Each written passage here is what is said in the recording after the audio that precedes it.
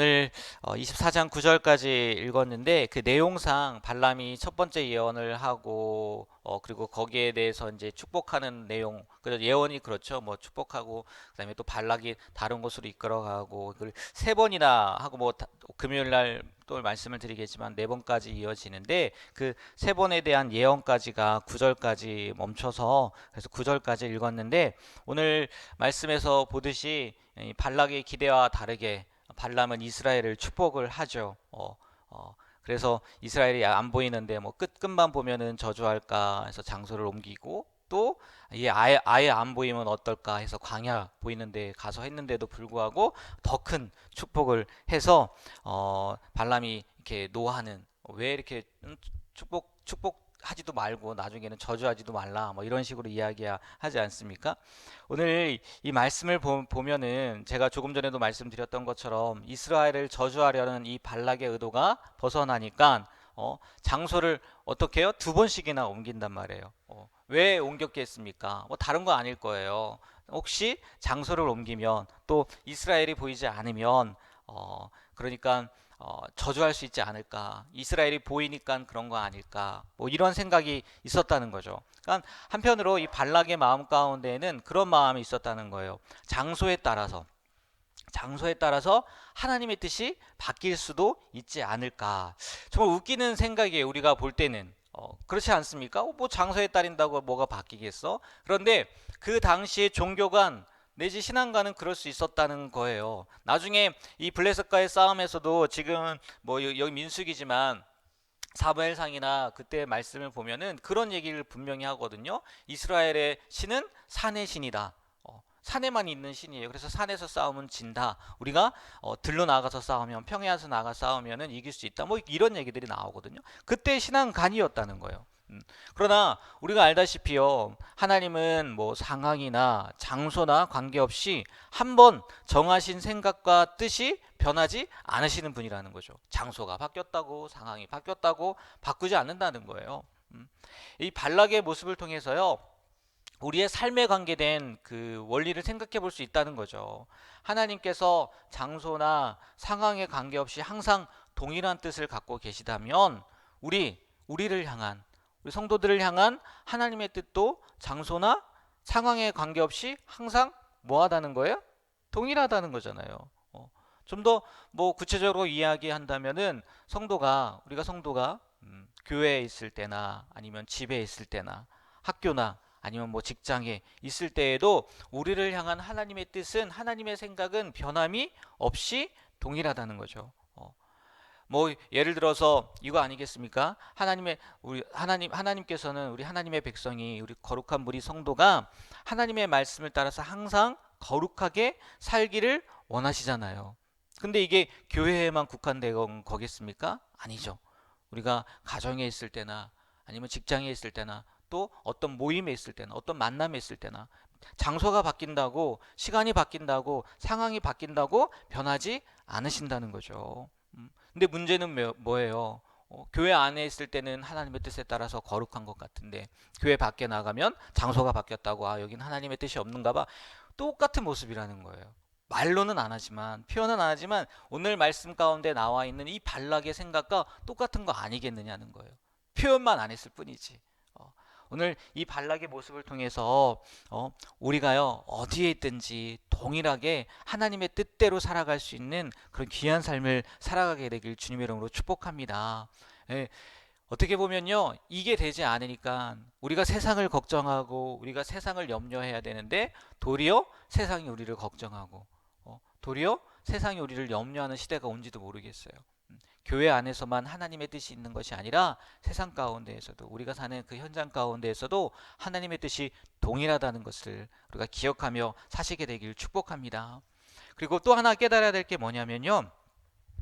발람이 그 이스라엘을 저주하라고 했던 이 발락에게 하나님께서 말씀하신 것을 그 노래하는 그 전하는 노래가 나오는데요. 그 내용을 보면요. 발락이 기대하는 뭐 전혀 다르게 이스라엘을 축복하는 내용이에요. 그런데 이 만약 한 번만 그냥 발락이 했으면은 그러면은 바꿔 생각하면은 축복도 몇 번만 하는 거예요? 몇 번만 하는 거예요? 한 번만 하는 거 아닌가요? 네, 한 번만 하는 거잖아요. 그런데 장소를 또 옮기고 또 옮기고 두 번이나 옮기니까 축복을 몇 번이나 하는 거예요? 세 번이나 하는 거잖아요. 세 번이나. 그것도 처음에 보니까요.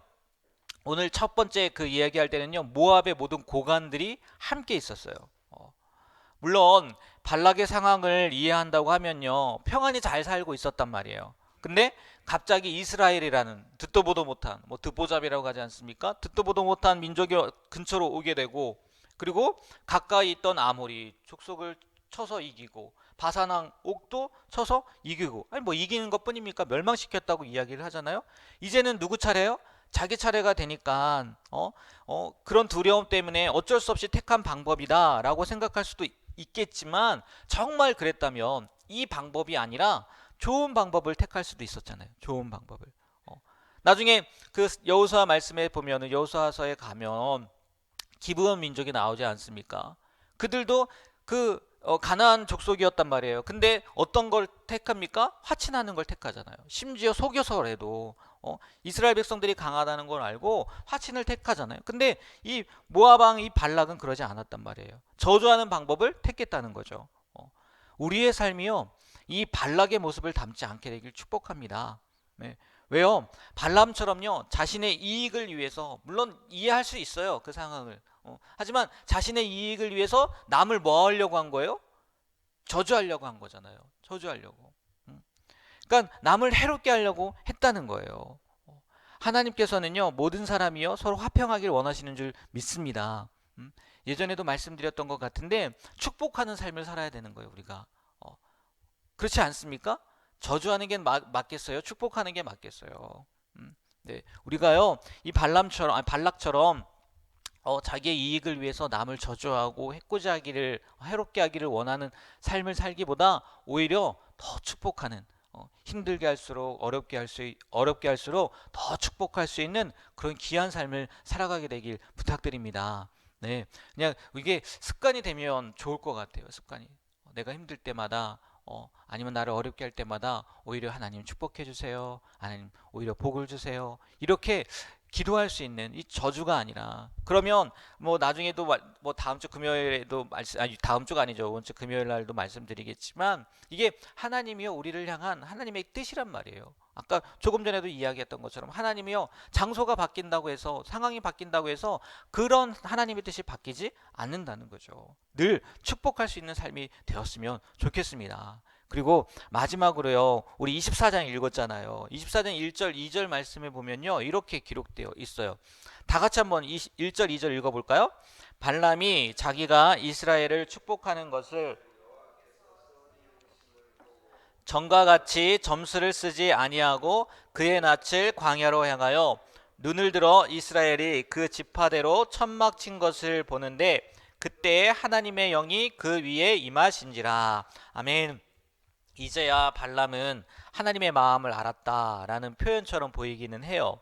그런데 그때 하나님의 영이 임했다고 합니다. 그리고 그런 발람이 바라본 곳은 어디냐면 광야예요. 광야. 그 광야에는 이스라엘 민족이 있었고요. 그런데 놀라운 것은요. 이것을 바라보고 예언하고 있는 이 발람의 눈에 그 광야, 허벌판, 황무지 같은 땅이 어떻게 바뀌어서 보인 거예요? 아름답고 풍요로운 땅으로 바뀌어 보였다는 거예요. 분명히 육신의 눈으로 봤을 때는 뭐예요? 광야였단 말이에요. 그런데 영의 눈으로 보니까 하나님께서 그 영의 눈을 하나님의 영에 부어지니까 하나님의 영으로 보니까 이스라엘이 거한 땅이요 푸른 동산 같고 강가에 동산가도 같고 풍요가 있는 곳이었단 말이에요. 심지어 발람은요 5절 말씀에 보면 어찌 그리 아름다운고 이렇게 고백을 해요. 대단하지 않습니까? 광야란 말이에요. 근데 지금 뭐만 바뀐 거예요? 영의 눈만 떠진 거예요. 육의 눈이 아니라 영의 눈으로 보게 되니까 그 광야가 이스라엘 백성들이 거하는 광야가요 너무나 아름다운 동산이 되었단 말이에요.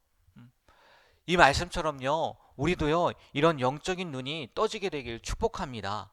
네, 세상적인 눈으로 볼 때요 그리스도인의 삶, 우리의 삶이요 어떻게 보면요 험난한 광야 생활과 같고요 빈곤하고요 초라해 보일 수도 있단 말이에요. 힘들어 보일 수도 있다고요. 때로는 어리숙해 보일 수도 있단 말이에요. 때로는 바보처럼 보일 수도 있다고요. 하지만 영적인 눈으로 본다면요. 그렇지 않습니까? 우리가 영적인 눈으로 우리를 바라보고 또 다른 사람을 바라본다고 한다면요. 하나님의 인도하심을 받는 사람들의 인생은요. 이 세상의 기준으로 볼 때요. 비교할 수 없는 네? 값진 이 세상의 기준으로 보면 안 되죠. 하나님의 기준으로 볼 때 비교할 수 없는 값진 인생이 된다는 거죠. 믿으십니까? 우리가요, 이런 영의 눈이 떠졌으면 좋겠어요. 비록 현재는 부족하고 또 광야 같은 삶을 살고 있는 것 같다 할지라도요, 하나님이 보여주시는 그 세계는, 영의 세계는 부족한 세계가 아니라, 광야 같은 세계가 아니라, 오늘 발람이 본 것처럼 정말 푸른 동산 같고 침향목이 심겨지고 백향목이 심겨진 그런 동산과 같은 삶이라는 것을 우리가 볼 수 있는 눈이 있었으면 좋겠어요.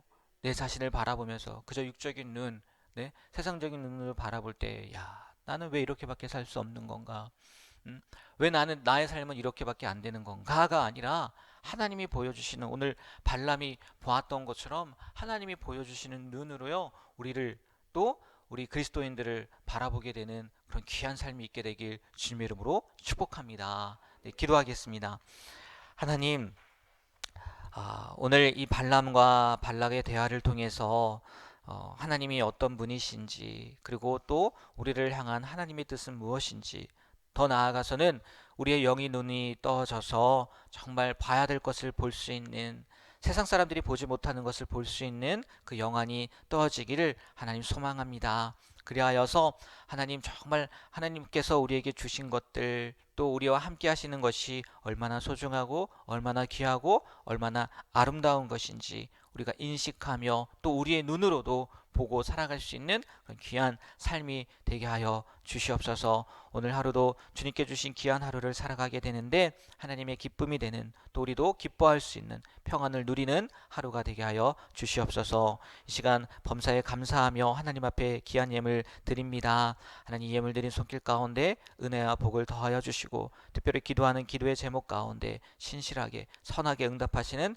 하나님을 경험하게 하여 주시옵소서. 감사하며 또 축복하며 예수님의 이름으로 기도합니다. 아멘. 하늘에 계신